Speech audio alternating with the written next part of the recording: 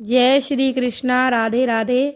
तो माघ मास महात्म्य कथा का 19वां अध्याय।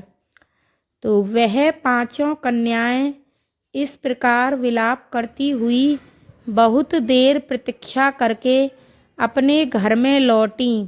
जब घर में आईं तो माताओं ने कहा कि इतना विलंब तुमने क्यों कर दिया। तब कन्याओं ने कहा कि हम किन्नरियों के साथ क्रीड़ा करती हुई सरोवर पर थी और कहने लगी कि आज हम थक गई हैं और जाकर लेट गईं। वशिष्ठ जी कहते हैं कि इस प्रकार हास्य का छुपाकर वह विरह की मारी पड़ गईं। उन्होंने घर में आकर किसी प्रकार की क्रीड़ा नहीं की। वह रात्रि उनको एक युग के समान बीती। सूर्य नारायण के उदय होते ही वह अपने आप को जीवित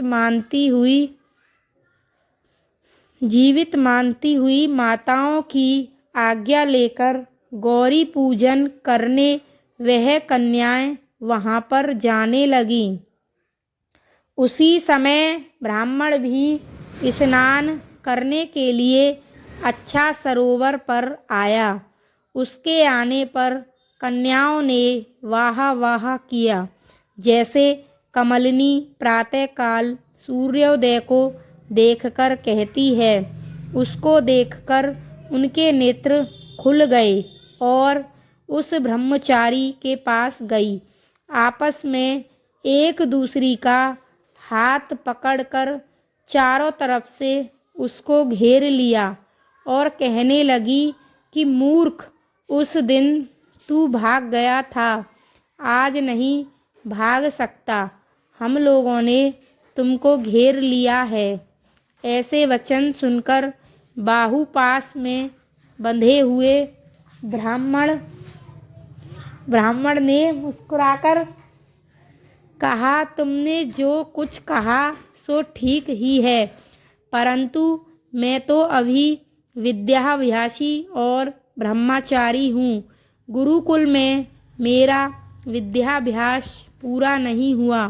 पंडित को चाहिए कि जिस आश्रम में रहें उसके धर्म का पालन करें।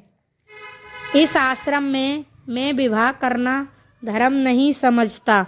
अपने व्रत का पालन करके और गुरु की आज्ञा पाकर ही विवाह कर सकता हूँ, पहले नहीं कर सकता। यह बात सुनकर वह कन्याएं इस प्रकार बोलीं जैसे वैशाख मास में कोयल बोलती है।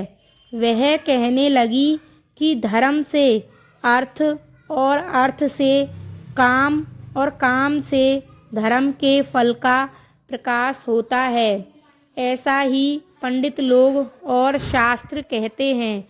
हम काम सहित धर्म की अधिकता से आपके पास आई हैं, सो आप पृथ्वी के सब भोगों को भोगिए। उस ब्राह्मण ने कहा कि तुम्हारा वचन सत्य है, किंतु मैं अपने व्रत को समाप्त करके ही विवाह कर सकता हूँ, पहले नहीं कर सकता।